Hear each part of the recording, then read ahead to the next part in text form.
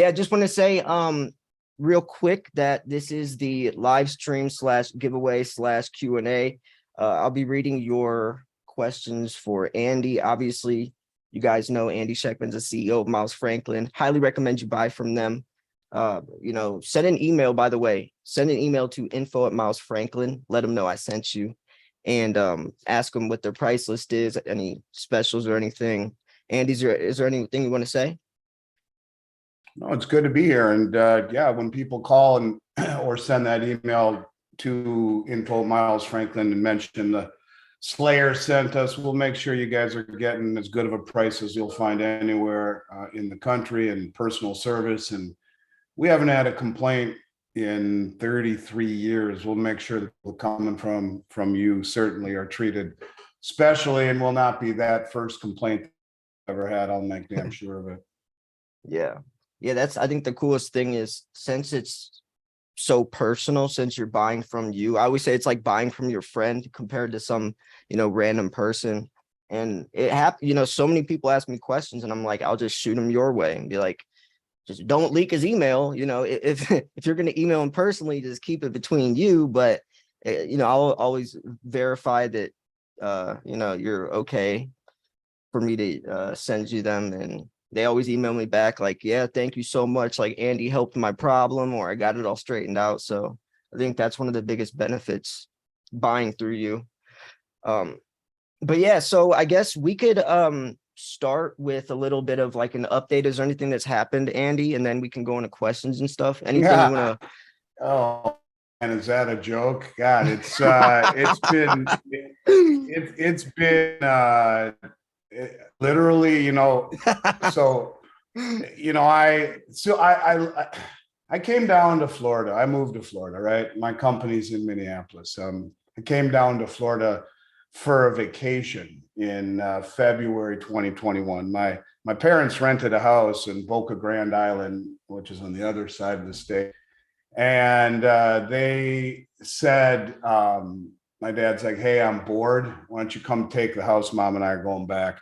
Oh, and by the way, we bought a condo in Hollywood Beach, Florida. And so I knew that they had just bought a place. They're going to spend half the year down here. But I came down in the midst of the craziness in Minneapolis, the lockdowns, the defunding of the police, the aftermath of George Floyd, and Minneapolis became a city I didn't recognize anymore. I was excited to go on a vacation. I left my house to go on a vacation, and I landed, found that Governor Walz in the state of Minnesota, after all of the shit that had been going on in the state, raised income tax. So I called my dad and I'm like, hey, give me the name of that real estate agent. I might go see him while I'm down here. And then Silver Squeeze happens that night. Now we're there for 10 days. I spent 10 days in a room. I touched the sand one time. I was on the phone, honest to God, 18 hours, 20 hours a day. This is when Wall Street Silver sprung up out of nowhere. I'm doing live streams with them at 11, 12, 1 in the morning. I'm doing live streams with Chris Marcus the whole time. I'm doing calls with David Morgan. I'm doing one after the other phone calls, and I had a list, and everyone's freaking out and call. I mean, I never experienced anything like it ever.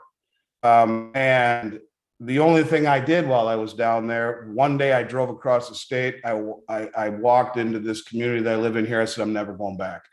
And I came down for a vacation and I left with a new house. That in and of itself is a memory I'll never forget. But blurred in that memory is the fact that for 10 of the 11 days I was there, I never left a room. All I did was deal with this new influx of silver, the silver squeeze. And that to me was an influx of new people.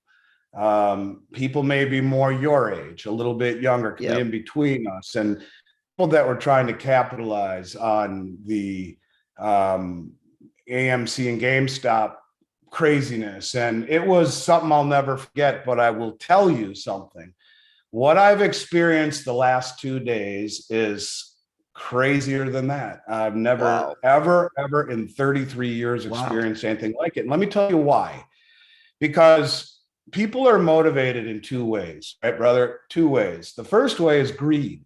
And that's been the mantra of the past 2 decades, where a sloping interest rate, go back to 1982 and look at interest rates, they've gone straight down like in a 45-degree angle. And as interest rates fall, debt becomes more affordable. So when buy a bigger house, we can buy a fancier car, we can speculate in the stock market because fixed income isn't as attractive at lower yields. And it created an illusion of prosperity, these falling interest rates, and it made it easy to do well in traditional assets. This is the greed side of things. People are excited to put money into stocks and bonds and real estate, and did very well. And I'm totally down with that. It's true. They did very, very, very well. The Silver Squeeze deal was that things. They watched Squeeze me to GameStop, figured, hey, we'll do this, the silver, and we'll make a fortune. But nothing like the innovation. All passes on the line, you move at double speed. And the amount of phone calls and emails that we've received over the last since Sunday, someone, and it's a different feeling. It's dripping of anxiety and fear and concern and get my money out of the effing bank now. And most of the people that I've been talking to, although there has been an increase, of course, in new business, has been from people who understand, people that have been watching you, people have been watching Chris Marcus, people watching Morgan or Dunnigan or Andrew McGuire or myself or people out there that have been screaming for a long time. You're starting to lag. And you're starting to cut out a little bit. Let me make sure I'm. That's everything has shut down. Let me try and I know why that's happening. So, anyways, let me know if it still lags. Yeah, it's still lagging a little bit. But I can hear you though. Sucks. I wonder if I should, for one, restart my computer, come back on. Should try that? I don't know how that works. I think I could do that, and then I could add you again on the call. I think we should try lagging too. Let me try it. I'll be right back. Okay. I'm right back on. Okay. Back. Okay. Sorry, Yeah. guys. Yeah. Let's do that. Okay. Because am I lagging too, guys?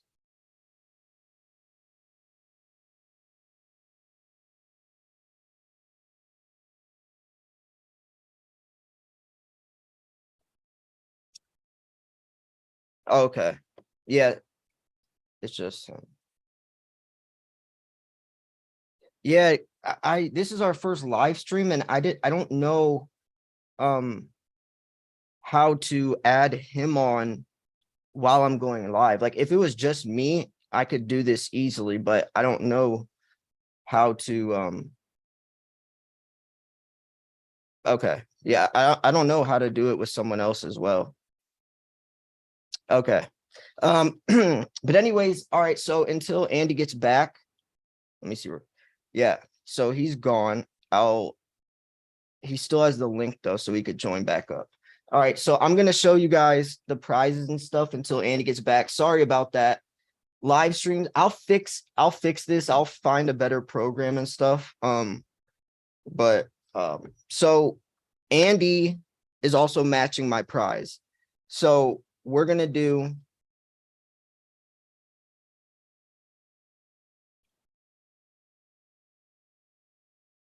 an entire tube of 2023 Eagles.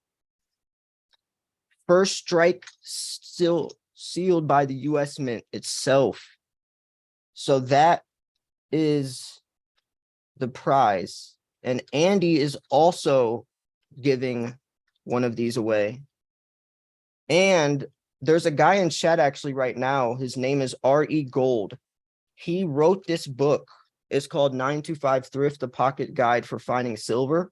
This is a great way to find silver for free. You just like go to your bank and ask, can you get, $100 in rolls of $50 or whatever, and just scroll through them, and you could find some silver. I mean, I've never done it personally. I used to watch channels that specifically did this for content. It's really, really fun to watch. But you guys can buy this book on Amazon as well. But I'll also be giving the winner or both winners one of these.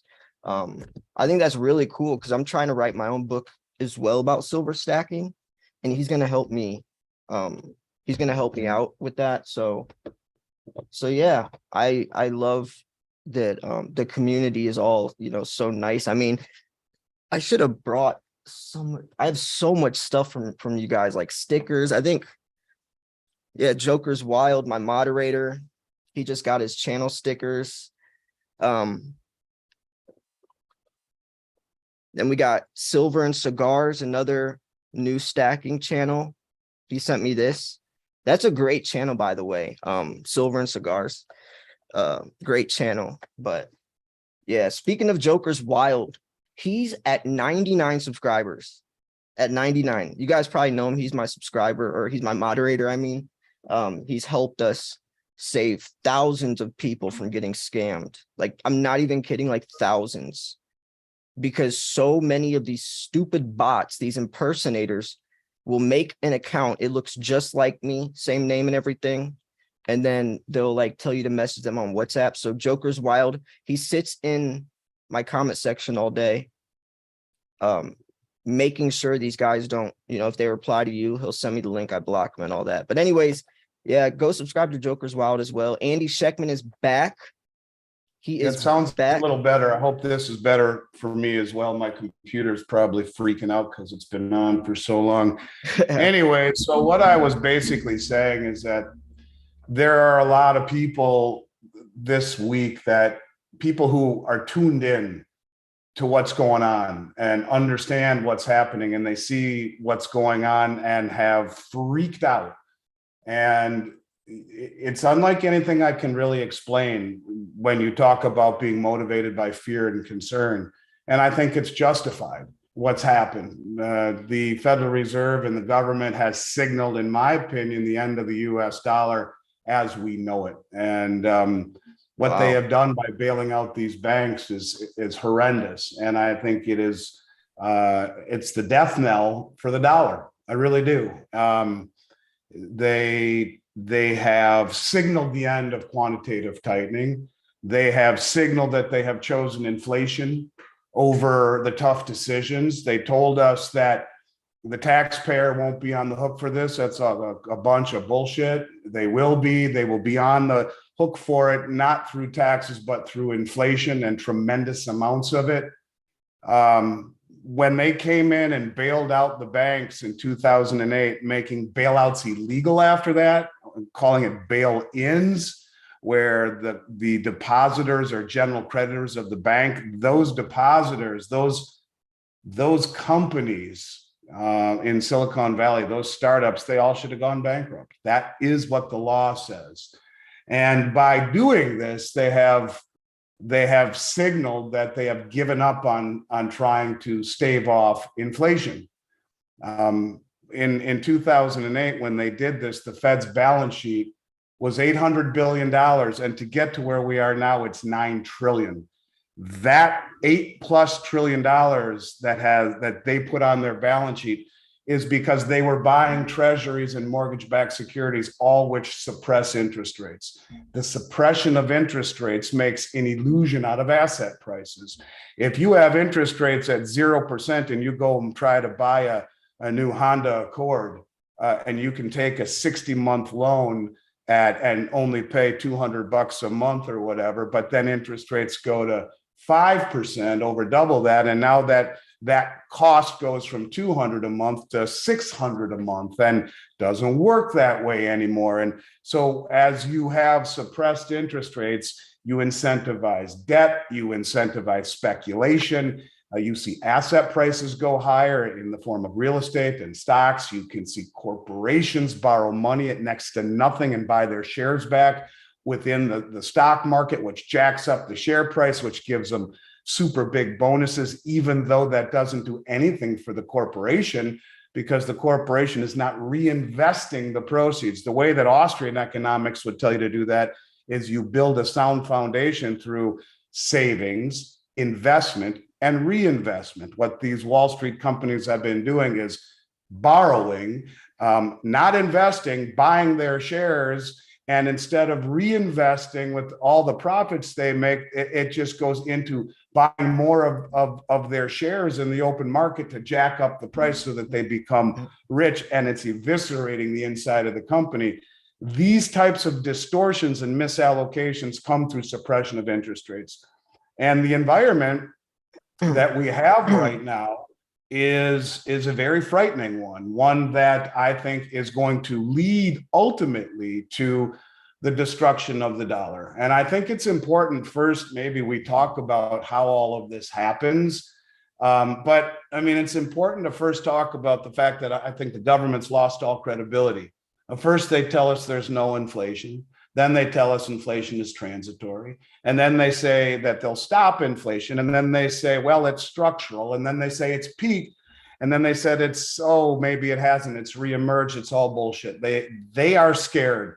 And the time to be scared is when they tell us not to worry, that they've got this covered. That's exactly when we need to be concerned. I have been talking on your show and others for weeks about Credit Suisse. Do you hear them talking about it today? Yes, you do. Their share price is $2 a share. Their Saudi backer, who's been adding or providing liquidity to them, said they're out. And you're talking a bank that is a globally systemic, too big to fail bank. And this is a very, very big problem, as a matter of fact, because it's one of these daisy chain banks. How about the November meeting of the FDIC Systemic Resolution Advisory Committee, who told us this was all going to happen, that there would be bank runs, that there would be bail-ins, that the institutions already know this, but that the people need to know there'll be bail-ins. Well, that was until they changed the rules here at the 12th hour, but that if they tell the public, it will lead to runs on the bank. And we'll talk about what those runs on the bank really mean. But the bottom line is that this has been coming, and we knew it has been coming. And what the Federal Reserve has done, in my opinion, makes the bank deposits more shaky than they were before they changed these rules, because now, even if they do continue to print money out of thin air to liquefy the banks, it creates massive inflation, which just pushes interest rates up more, which just busts the balance sheets of the banks more, which more money to print to bail them out, which push interest rates up more. It's a vicious cycle. All roads lead to the same place. They have not thought this through, but let's talk about what's happened to the banks so people understand and how it works. And it's actually kind of simple, but people need to understand that when you make a deposit at a bank, right, that deposit is not an asset to the bank. It is a liability. And the bank needs to offset those liabilities on their balance sheet with something like a bond, a treasury bond, or a mortgage-backed security. And so they offset that.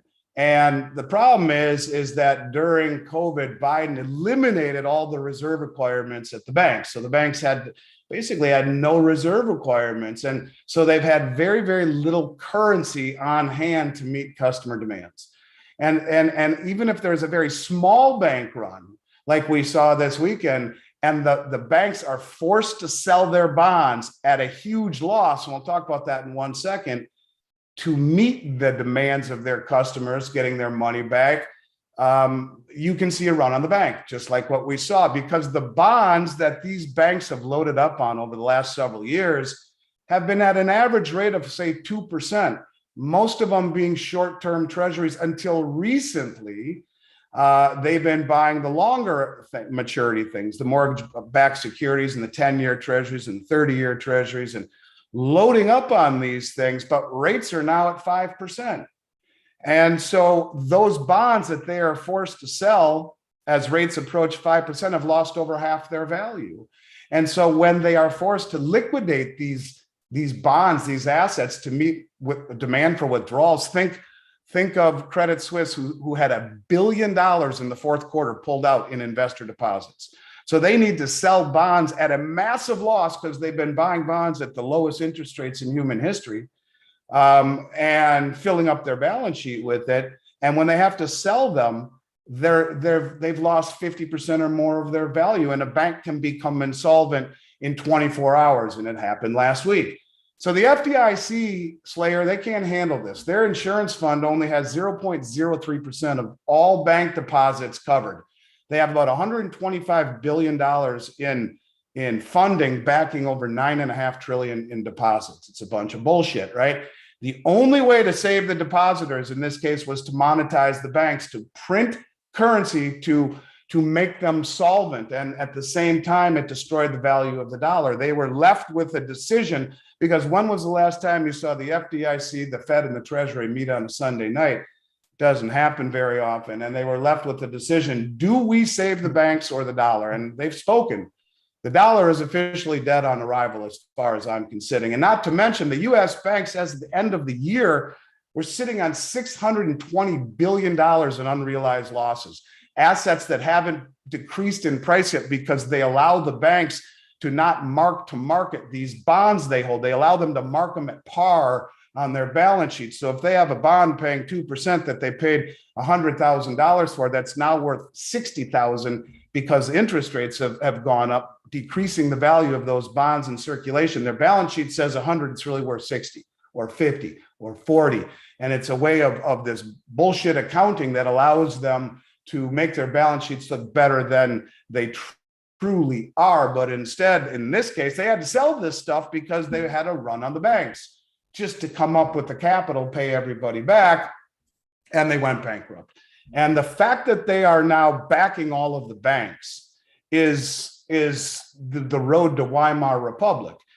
This money created out of thin air will destroy the value of the dollar. And when you put it into context with all of the stuff I've been talking about for the last 2.5, 3 years about the BRICS nations and all of these countries de-dollarizing and moving away from the dollar, let's talk about the linchpin of it all, Saudi Arabia, right?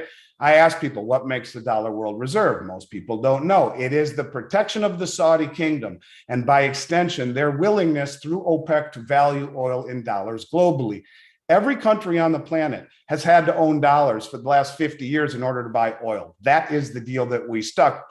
Almost 90% of all the oil sold across the globe is purchased in dollars because of OPEC. So what has OPEC done? OPEC has struck a military agreement with Russia. We talked about that the day we left Afghanistan. There was no coincidence in that announcement. Saudi Arabia has joined the BRICS nations. Saudi Arabia has told the world that they will, at Davos 3 weeks ago, they're open to taking other currencies for oil. Saudi Arabia and all 13 BRICS OPEC producing countries are on the Belt Road Initiative.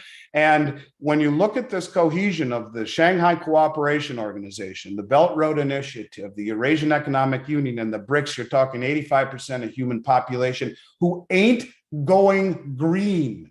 We are, right? Not only are we going green, destroying their way of life, but we're destroying the value of the dollar, and the treasuries that they hold are getting eviscerated. So why would they want anything to do with the country that is destroying what their way of life, what makes them wealthy, that is going green away from this and is destroying the value of the world reserve currency through inflation, and the bonds in circulation are paying a real return that is less than the inflation rate, negative real return. There is no incentive whatsoever for them to stay with us. So think about it this way. All this does is incentivize them to speed up the process, for them to stand on a stage with all of the OPEC producing countries on the Belt Road and say, hey, thanks for the memories. We are being protected now by the BRICS nations, by Russia, by China, by India, by Brazil, by all of the 60 plus countries that are joining the BRICS, the 150 countries on the Belt Road Initiative, 60% of global population on the Shanghai Cooperation Organization and the Eurasian Economic Union. And they're going to say thanks, but goodbye. And when everyone dumps the dollars like that, bang, They all come flooding home. A tsunami of inflation hits our shores. And it's going to happen because they look at the brain dead monetary policy of this country. And there's, what the hell do we want dollars for? It's losing money. We're going to sell our oil to them as they inflate away the dollars. No way. And as rates go higher, the treasuries get destroyed. No way. We're out. We're going to go, and with the Eurasian Economic, or excuse me, with the Shanghai Cooperation Organization has already said they're going to issue a gold-backed settlement currency for the entire Eurasian continent. Or the BRICS have told us they're issuing a commodity-backed currency. And what did they do to gold in 2019? They reclassified it, they being the Bank of International Settlements, as the world's only other tier one reserve asset. Is this why the central banks bought more gold in 2022 than in any year since 1967, the second most on record? You bet your ass it is. Is this why all of the exchanges are being drained? The London Metals Exchange and the COMEX? You bet your ass it is. And when they make that switch, and those that flood of dollars hits our shore, interest rates will go parabolic. And when interest rates go parabolic, to compensate for the hyperinflation, what's going to happen to the balance sheets of the banks? What's going to happen to the 401ks and to the pensions and all of these things that are inversely correlated, that being stocks, bonds, and real estate, to a rise in interest rates, a real rise in interest rates, not this pussyfooting around of 25 and 50 basis points, but 5 or 10 or 15%. Everything blows up. And what we are doing globally and here domestically is making the rest of the world say, what the hell is wrong with that country? It's time for a change. Yeah. And it's happening. And I need people to understand that this is what fear looks like. And you know, I don't sell gold and silver basis of fear, never have, ever, until recently, because for the first time in my career, I'm frightened. And it's as if they are purposely destroying this country by weaponizing the dollar, by kicking Russia out of SWIFT, by sanctioning them. The rest of the world is cohesive now in opposition to the Western hypocrisy, in the Western hegemony, in fighting against these sanctions, wondering, are we next? If we don't fall in line with what they're doing, they're going to do it to us too. So not only is that pushing everyone this way, but the dumb brain dead decisions that we're making, like sending $114 billion to the Ukraine when $5 billion to build a wall to protect our southern border and stop kids from dying from fentanyl is too much.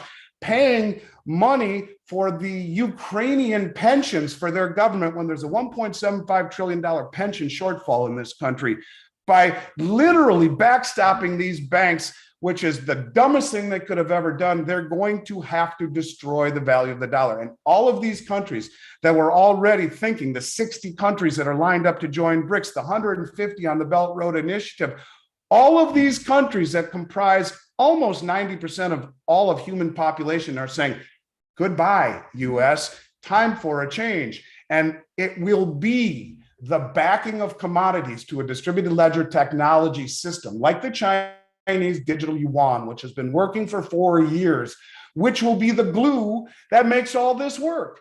People say, you know, someone I respect a lot, I'm not going to mention his name, he'll say, well, you know, the euro didn't work because all of these countries have different feelings about one another and they have different history. In the news the other day, it just came out that China has brokered a deal between Saudi Arabia and Iran, who have had knives at each other's throats for decades. And they're putting embassies in each other's countries. Why? My enemy's enemy is my friend, right? China's brokering a deal. These countries are finding mutually beneficial agreements, and they're finding a middle ground. They're mending fences, and this is their one shot, and they know it, at breaking free from the Western hegemony.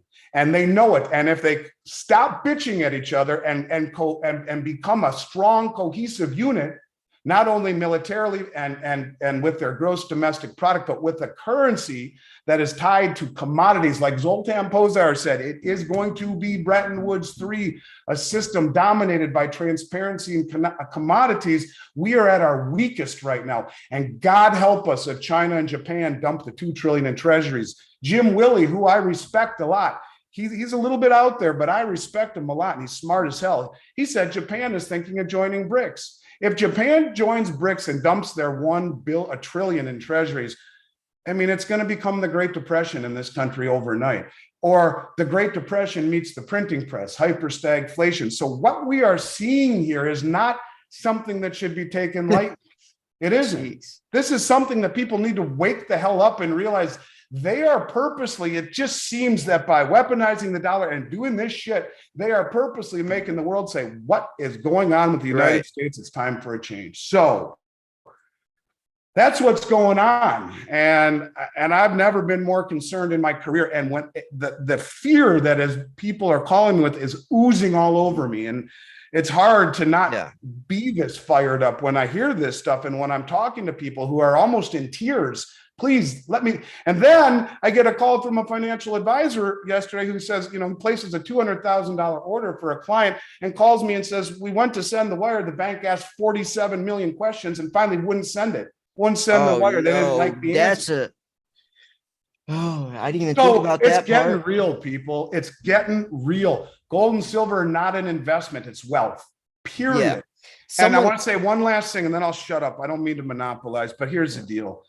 The price is being betrayed by the drawdown, by the biggest money in the world off of the exchanges. They are using price suppression of the COMEX market with tremendous leverage in their margin accounts to be able to suppress and short the price and gobble all the physical up at suppressed prices, because the public only looks at price. I live in a very nice golf community in Southern Florida. I play golf with a bunch of financial advisors, and they're smart. And all they ever say is, why isn't gold and silver going up? They only look at the price. What do I always say to you? Price is the ultimate tool of misdirection. That's what's happening. All right, I'm done. I'm off my soapbox. Let's talk. Man, I just got to say, I was reading chat while you were just talking, and hundreds of people they just adore you. Just the amount of people they're saying, like, go Andy, and just it's so cool, man. Like, so many people love you, man. Like, I wish you could I read love all you guys too. You know what? Man, it's a labor of love, man. I feel I'm supposed you know what the worst part about it is, and I bet you understand this because you've been doing this for a while too. It's like you can't talk to anyone about this. This is this is like going to a psychiatrist's office and sitting on a chair and venting, because you get invited to a party and you start telling the world that everyone at the party that the shit's happening and the sky is falling, and everyone's gonna be like, don't ever invite that dude back to the party ever again. Yeah. And so I don't talk to many people in my real life about this. This is my way of. But then the people that say never invite that guy back, then when shit hits the fan, they're the ones calling you. And well, that's just the way that it works. But I just want people to know I'm sincere, and I believe this is coming. It's happening. It's blatantly obvious. Yeah. So I'm happy to answer any questions that people have, and let's do it. Yeah. I can. Guys, if you have any questions for Andy, I'll read them off to him. So, by the way, I wanted to say thank you for the super chats. So the Posh Head sent $20, said 25 banks failed in 2008 for a total of 379 billion in losses. In the first quarter of 2023, we have 2 banks that already totaled 319 billion in losses. See where this is going. And then someone else also did. Okay, so I got some comments coming in. Or some questions. Ask Andy if it's true Government Nelson had money at SVB. That's why he wanted the bank bailed out. I don't know that to be true, but whatever happened, it's very strange. I mean, obviously, these Silicon Valley startups, these companies had some serious pull, and I don't know. I mean, it doesn't make sense. Certainly, this is something that there's something that we're not being told, because they should have let this bank fail. If you never let Mother Nature do what Mother Nature needs to do, then there's going to be huge problems, because it only exacerbates the whole problem. It's like pushing a beach ball underwater. You have to clear the underbrush. You look at a forest fire, it's terrible. It's sad. You feel bad for the for the animals and for the forest. You come back 2 years later and it looks better and stronger than ever before. And that's what we should have done in 2008. We should have let them all fail and let Mother Nature work. Austrian economics will tell you that anytime you have a massive expansion in credit, it has to be followed by a massive contraction of credit. And when that happens, everything cracks up and busts apart. And we're not letting that happen. And you're seeing credit contract, and you're seeing the ramifications of higher interest rates and contraction credit and what's happening. And then they come in and just paper it over again. They have not learned their lesson, and it's only going to get worse. So yeah, I wouldn't be surprised.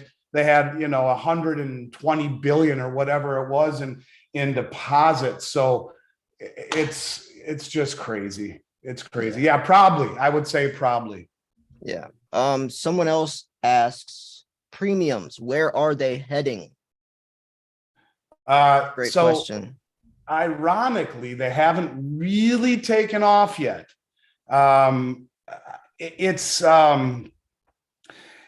been talking about since November how they've come down, and that they've been as cheap as I've seen them in years, over 3 years. And the availability has been as good as I've seen it in 3 years. And they haven't taken off yet. They haven't. And after the last 2 days, I'm shocked by it. So premiums are still really good. Now, I will tell you that right now, I'm probably cheaper than every company in America on silver. And I don't know how long this is going to last. I loaded up on silver over the last 3 months. I bought everything that wasn't nailed down. I went out my line of credit like I did in 2020 and bought everything I could possibly buy. And I did it when it was cheap. And so we've been able to sell a lot at a really good premium. And they haven't taken off yet. So we're still well below where we've been the last 3 years. And it's a good time to buy what's left right now. But we did record business the last 2 days. I've never done any. I mean, we've done more business the last 2 days than we've done in a month before. Yeah, I'm actually putting the link in chat to info@milesfranklin.com. So you guys know where to purchase from.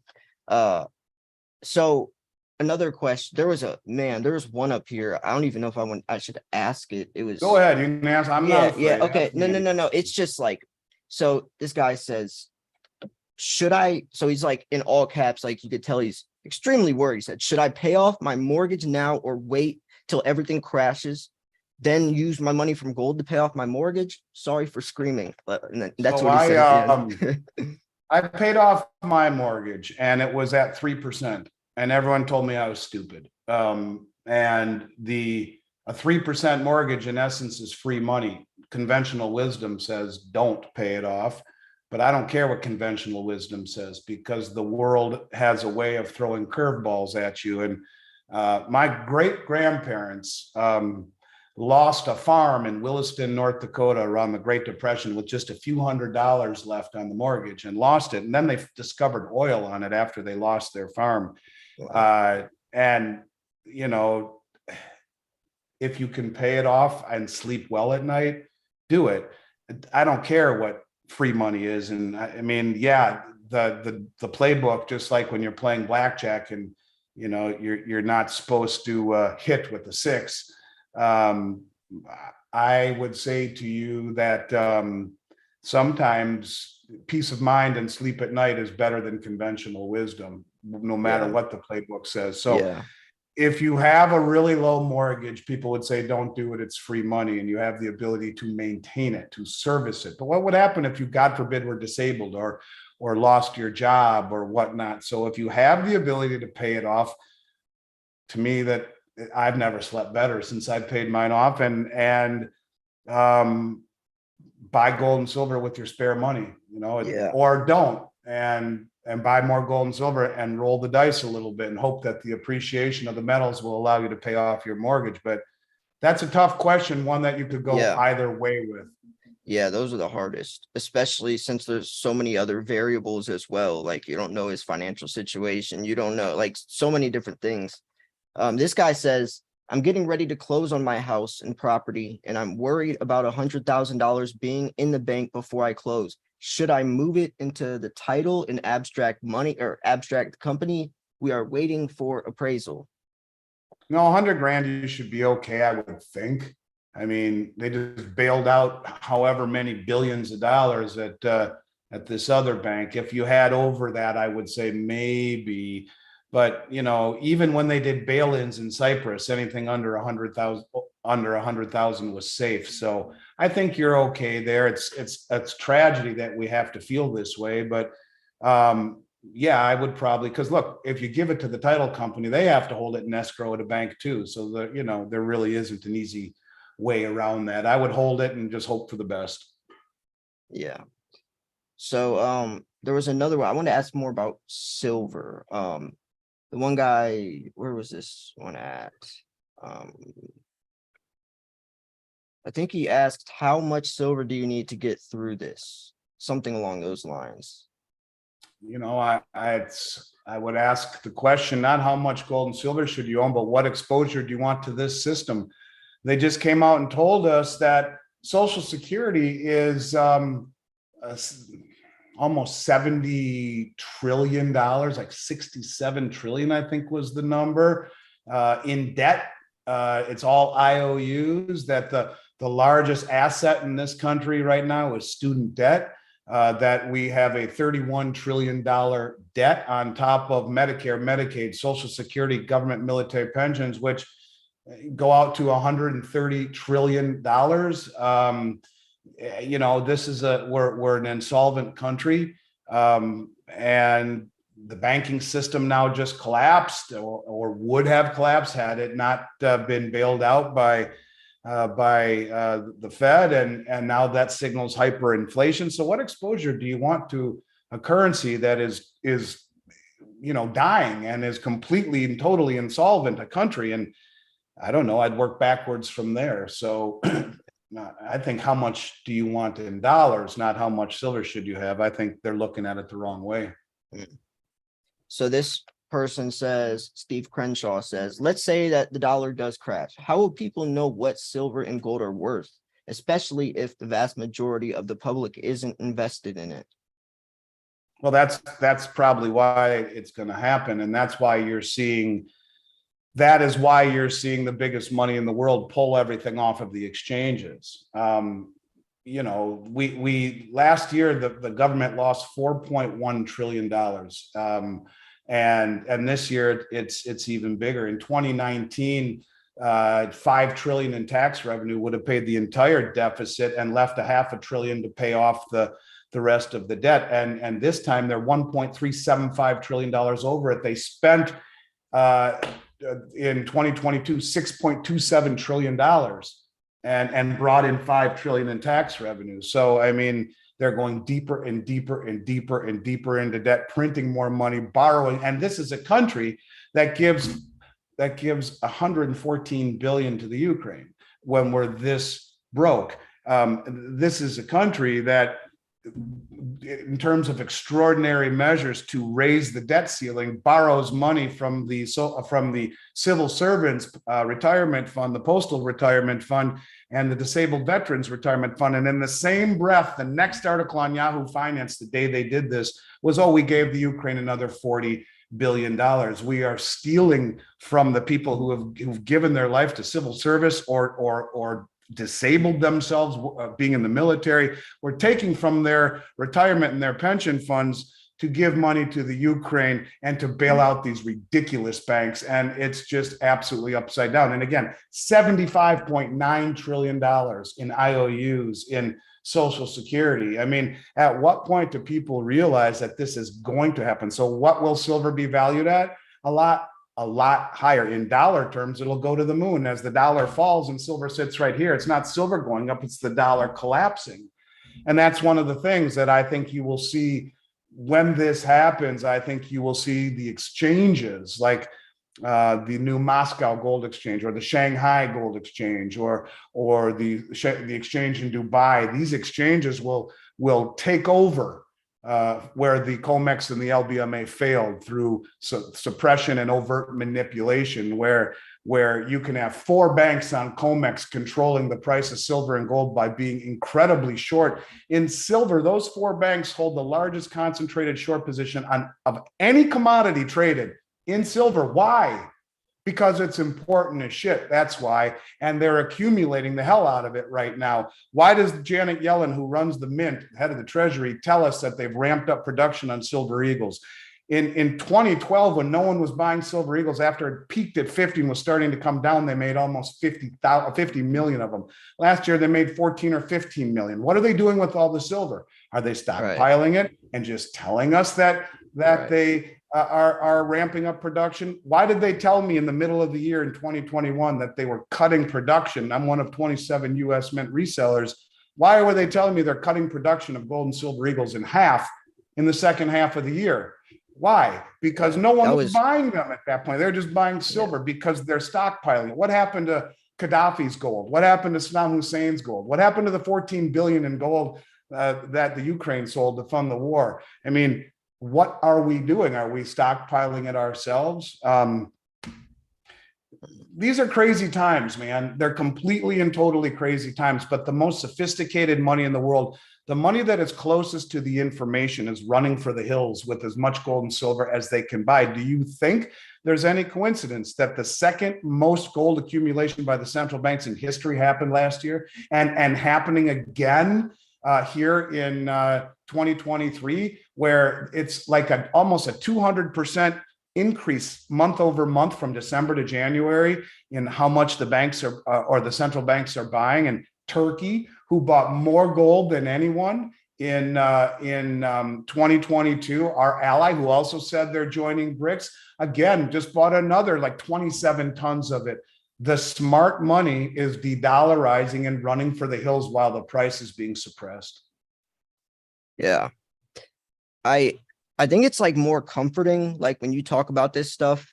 I mean, even though I'm sure a lot of people are scared and like worried, but I can even tell in the chat, I think people, it's a little bit of like sigh of relief hearing you break it down and explain on a level. Someone actually worded it perfectly. They're like, Andy, the way he talks, he breaks it down for everyone to understand. And it's just, it's incredible.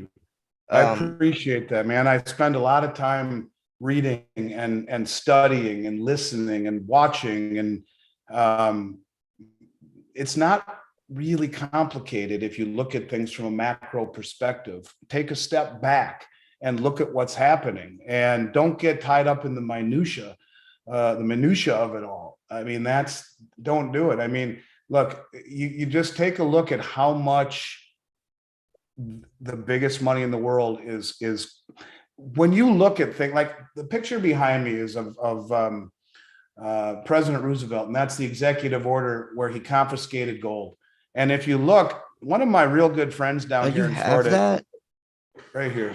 Is that like an No, actual? It's not the original. Oh, but what this is, that's a $20 gold certificate, and it's interesting. At the bottom, it says payable to the bearer on demand in gold coin instead of in God we trust. That's what it says. So this $20 certificate was the same thing as a $20 gold coin. That's Roosevelt. There's the executive order.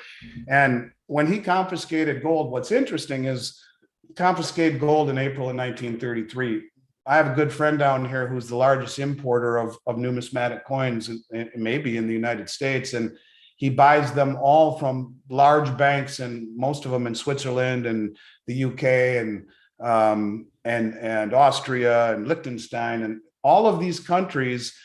His buddies, the people in the know, Roosevelt's cronies, everyone that was in the crew, well, they took all their gold and they shipped them on steamship across the Atlantic to safe deposit boxes in Europe before they confiscated gold. What I'm getting at is that the people closest to the information always are preemptive and make their moves. So why do you think the central banks are doing what they're doing? Why do you think this group called the Others that just appeared on the Commitment of Traders report, they're believed to be sovereign wealth funds and family offices, why are they draining COMEX and the LBMA? Who's draining all the silver out of the ETFs? The point is that the people closest to the information see what's coming and they're running, and this is no joke. And I think it's because they see mathematically exactly what is happening. And this is why you need to protect yourself. You know, we talk about this bank run. What we don't talk about, and then our media is pathetic, even Fox News, and I like Tucker Carlson and I like watching it, but they're pathetic. A few weeks ago, no one's heard this shit, right? A few weeks ago, the second largest bank in the world, Swiss Credit Bank, which is very near bankruptcy, which just fired 9,000 people, received a $20 billion survival bailout from the Fed. What? $20 billion? Why don't we know about this? Why isn't this all over the news? It's the second largest bank in the world. Why didn't the Swiss National Bank do this? Why did the Federal Reserve? It's called contagion. It's called systemic contagion. They're all tied together. And why is it that, you know, we are now just hearing about Credit Suisse? I've been talking about it for 6 weeks on every show, including yours. Credit Suisse is this close. They're circling down the drain, and they're too big to fail, systemically connected bank as well. This is not over yet by any means. And if the Fed has to come in and continue to create money out of nowhere, dollars to bail out all these institutions, it's hyperinflation. It's Weimar Republic. Inflation is not in check. What they have just told you is they've given up on normalizing their balance sheet. They've given up on raising interest rates, at least anytime anything substantive, and they will choose inflation the way that all countries have over austerity and over breaking up the entire system. And this is what happens when you fuck with Mother Nature. When you suppress interest rates for so long and flood the economy with money, you create massive, massive distortions in asset prices. You know, if you and your buddies each have $5 in your pocket and go to the convenience store to buy bubble gum, you're all going to get your gum. But if each of you have $50,000 in your pocket to go to the grocery store or to the convenience store to buy bubble gum, there ain't going to be none left. And the shop owner, the next time he has it, you can bet that the price of bubble gum is going way up. Yeah. And this is exactly what's happening. You got way more money out there chasing way less stuff. We're going to see massive price inflation. It's going to happen. And the Fed just, I think, guaranteed that. So this is a scary time, maybe the craziest time I've ever seen in 33 years. Yeah, is it? Man. I think we should announce the winners. I know a lot of people are anxiously waiting. I did want to say, guys, this is insane. We have 785 concurrent viewers. Like, channels that have millions of subscribers that go live don't even pull those, like, some of these numbers. Like, this is insane to see. Well, I'll tell you what, man, I'd be willing to do these with you as often as you want. I'd do them every week if you want. Yeah, we should. This is the way people get their questions answered. This is better. Yeah, let's do a live stream every Wednesday. Like, 800 concurrent viewers for a channel that only has 80,000 subscribers. Like, that is not that's not a thing. Oh, someone just donated $20. Thank you, Andy and Silver Slayer. Is it better to hold collectibles, bars, or bullion? If one makes $100,000 in pensions, how much gold should we hold in what form of gold bars to replace the pension in case it disappears?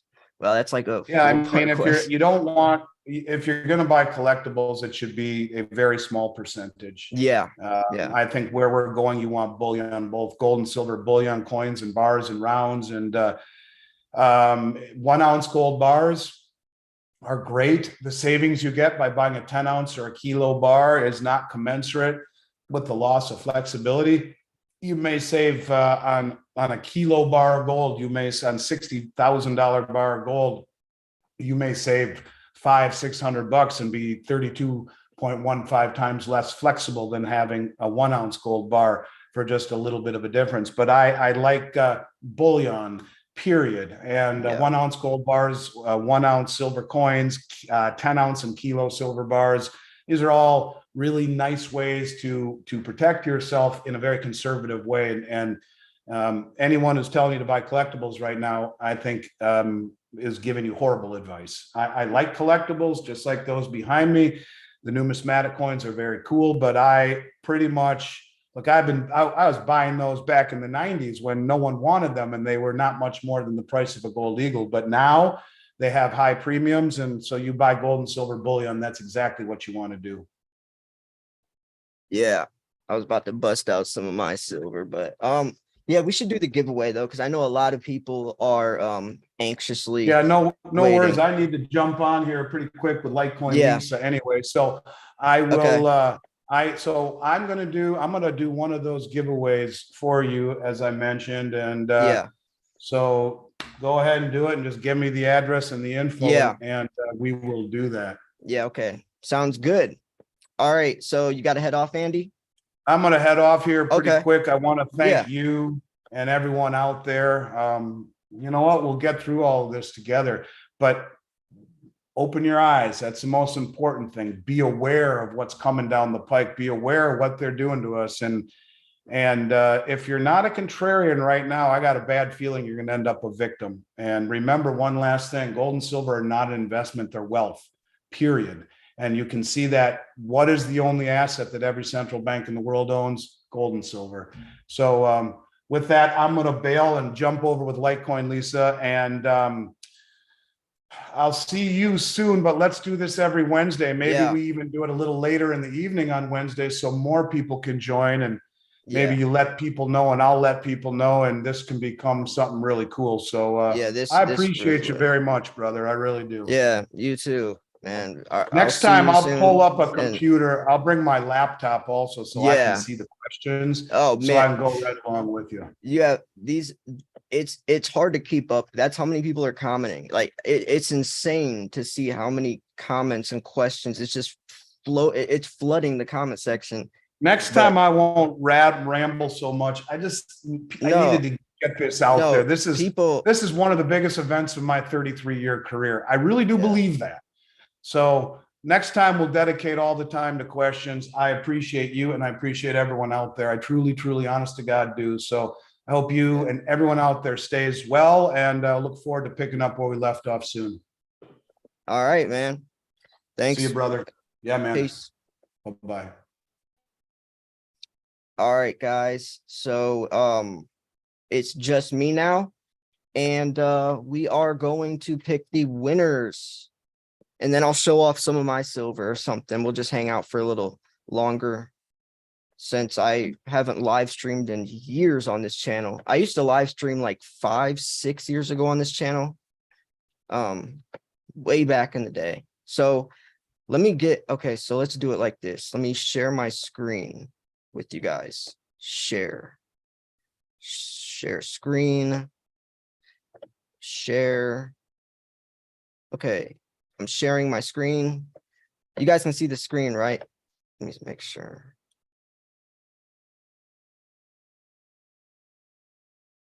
Okay. Let me copy this URL. And now go to random YouTube comment picker. So I got the URL from the giveaway video, by the way, just showing you guys how this works.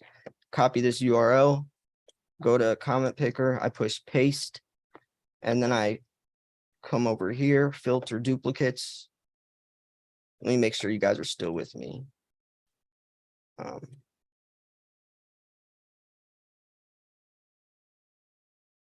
Sorry, the first live stream is always a bit scuffed, but I'll get it down. So filter duplicates, filter on specific text, hashtag road to 100K. And then remove winner from list after the draw. Yeah, so then the winner, one person doesn't win twice. So random names. Oh, yes, show all the and 8.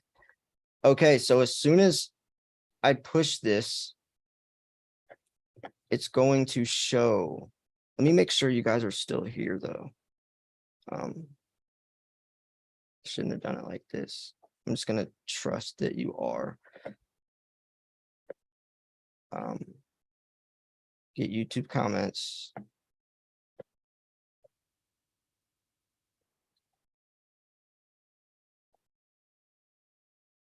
So we have 1,500, 2,000, 2,500. Holy crap. This is insane.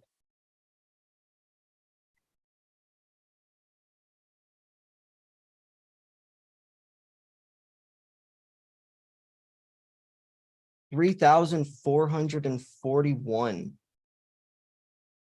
Holy. Let me pull up. Hold on. Live.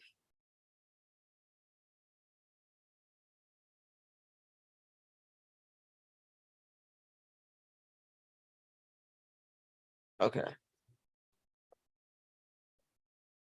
Sorry, guys. I'm just trying to make sure that okay. There we go. Comments. So okay, I'm good. I'm good.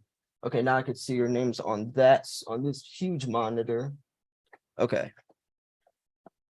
Okay, yeah, let's do this. Okay. So we have 3,441 comments. That is like triple my biggest giveaway.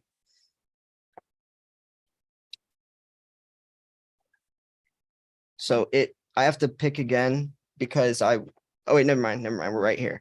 So as soon as I click this button, we pick the first winner. But remember, there's 2 winners, so your chances have doubled. I hope everyone's a good sport. Because at the end of the day, we're all stacking, and yeah. So here we go. 3, 2, 1. This person just won an entire tube of Eagles.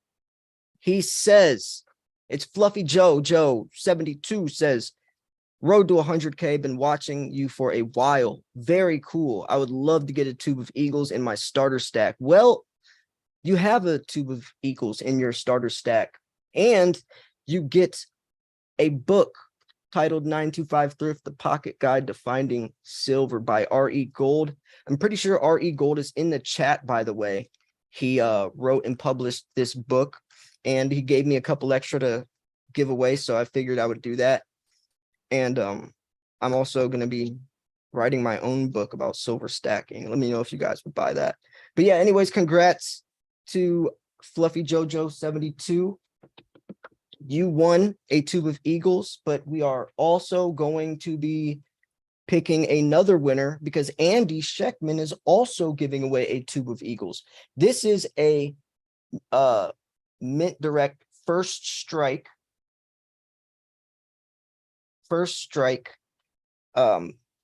sealed tube of 2023s. So these are 2023s. Okay, now let's do it again. Let's pick another winner. You guys ready?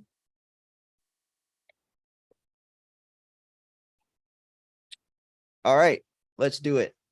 The next winner is Lim Pei. Says, congratulations, my friend. Things are definitely looking up for the channel. Road to 100K. Oh, I like that. I always like when winners, say something more than just hashtag road to 100K. I appreciate that. Things are looking up for the channel, especially since I met Andy Shectman. Congratulations. Andy, man, he's such a good guy. Like, it's insane. Like, ever since I met him, like, everything has just fallen into place. Like, on levels you guys don't understand. Like, you guys literally don't understand how much he's helped me. But yeah. Anyways, yeah. Like, I could literally get emotional right now from how much he's helped me. And like helped me like have confidence in myself, like saying, like passing it, like he literally said he's passing the torch down to me as like the younger generation of people, that's doing this, and like getting me like he's introduced me to so many.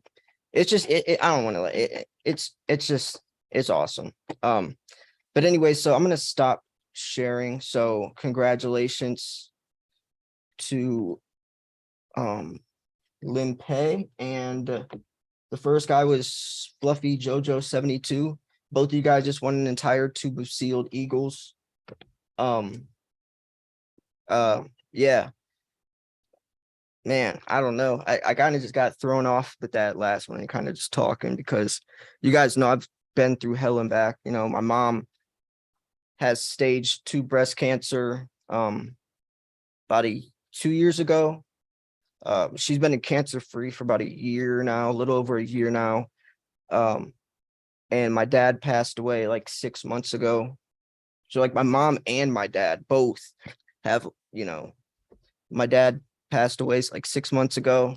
And now my mom we have like after she's already battled chemo and stuff, we found out she has like lipedema, which is not curable. It's like in her legs. So that's great. Like after she's already been like fighting and having such a hard time. Now another thing. It's like why, dude? Like, but I'm able to help them out though. So, you know, you can't, sometimes you got to just accept things as they are. But so we got a lot of silver here, folks. We got a kilo bar. Am I still live? Yeah, I'm live, right? Let me make sure. Yeah. So, oh, by the way, I cut my dreadlocks. I've had dreadlocks for like 10 years. Like 10 years, and I just cut them last week. But we got a kilo bar. This thing is so heavy. If you guys have never held it, it's 1,000 grams, which is like 32 ounces, something. We got the OG Silver Slayer bar, the hexagon, which actually got turned into a real bar. Where's it at? Yeah, so I have my own silver bars made. It says Silver Slayer on it and has my logo. And on the back, it says 1 troy ounce, 3 nines. There was a mintage of 250. And then we also had this. This is the first edition Silver Slayer bar. It says Silver Slayer on it. There was a mintage of 100 of these. These sold out like instantly. And then this was the second edition. But my friend started pouring and he created this design. So this design got turned in to this. So I sent this to Erickson Mint and then they kind of made it look more professional and came up with this design. But pretty cool though, to have my own bars. Yeah, I have a lot of silver in here. This is like most of my loose silver. I usually buy like tubes, like rolls. Just like a whole bunch. I have so many just sealed tubes. And I have a lot of slabbed coins. If you guys don't remember, the beginning of my stacking journey,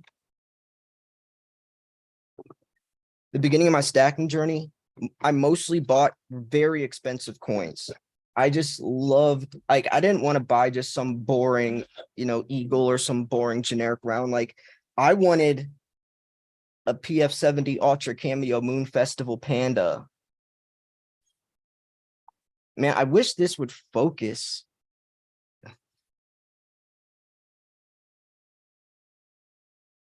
Like, this coin, so wicked. Ooh, I have a 2021 MS70 Morgan, which I think this is going to be a very, very expensive coin because this is the first year they brought back. This is the 100th anniversary. They stopped making Morgans in 1921. They brought them back 100 years later, which was 2021. And this is an MS70 version, so perfect condition. And they canceled the Morgan and silver piece dollars the next day, the next year. So they're even harder to find, right? So I think this is a very good investment. Then we have the 2017 Dragon and Phoenix, and it's the mint error. There's actually supposed to be, there's a mirrored gap behind the Phoenix's head, which isn't supposed to be there.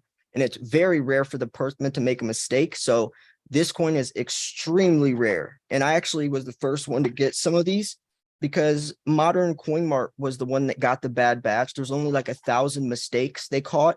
Modern Coin Mart is located in Florida, and these came from the Perth Mint in Australia. So I got lucky as hell to be buying from the place that got the batch first before they caught the mistake. So I was one of the people that ended up getting one of the rarest mistakes from the Perth Mint ever. And I was the first person to show it on YouTube as well, what it looked like. That was a crazy story. Yeah, I just have a whole bunch of random. This one's pretty cool. It's scalloped. But yeah, just a whole bunch of slab stuff. I don't want to take it all out because it'll be a mess. But yeah, so we got Silver and Cigars in here. Yeah, so hey, I was showing your thing off earlier. Silver and Cigars. What's up? Great channel. Great new stacking channel. Been posting daily. Oh, it's okay. Dude, this live stream was insane. Like I think we averaged 800 concurrent viewers. Like that is kind of hard to believe. Like a channel that has 80,000 subscribers should not be averaging that many. I'm sure it was because, Andy Shectman's talking, but if we make this like a weekly thing, like every Wednesday, like that would be so cool. It's like, I remember when I used to live stream, even back when I had like probably like 10,000, I would average like 30 viewers, not 800. But it's cool that you guys are here and we're going to keep pushing forwards. And I hope you guys listen to what Andy said, because he was dropping some knowledge. Like I was sitting here, probably you guys were doing the same thing, just sitting here, just like with my jaw dropped. Like I don't, it's kind of scary, to be honest. Like these are like my afterthoughts of what he was all saying. Like it's kind of scary, but hearing him break it down kind of is like comforting to some extent. Like, because you're not hearing it from some random, person on the news or whatever, and he breaks it down where at least since you know more about it and the what ifs are kind of answered, it's more like reassuring. But yeah, same. Sandra, she said I always learn something new from Andy. Yeah, so same. So yeah, every Wednesday we're gonna do that, but I think I'm gonna laugh. Yeah, I think I'm gonna drop this live stream since we've been recording for probably 2 hours now or something like that. I think I'm gonna go off and make some more videos, but I appreciate everyone. This live stream was way more successful than I imagined, and I love you all. Congrats to the winners of the giveaway. If you guys did miss the beginning, of the stream, I will keep it up on my channel so you can watch it again. Let me make sure. Am I sharing? Hold on. Yeah, I'll keep it up so you guys can watch it. And next time, hopefully Andy's thing won't lag. All right, making sure everything's good. Yeah, I want to make sure this doesn't, because sometimes if you stop a stream, it will just disappear. I want to make sure this stays up so people can watch it, because Andy was dropping some knowledge in the beginning. Like, oh my gosh. Yeah, I think we're good. Stream settings. Unlist live replay. No, we'll keep that. All right, yeah, I think we're good. So yeah, all right, guys, I'm gonna head out.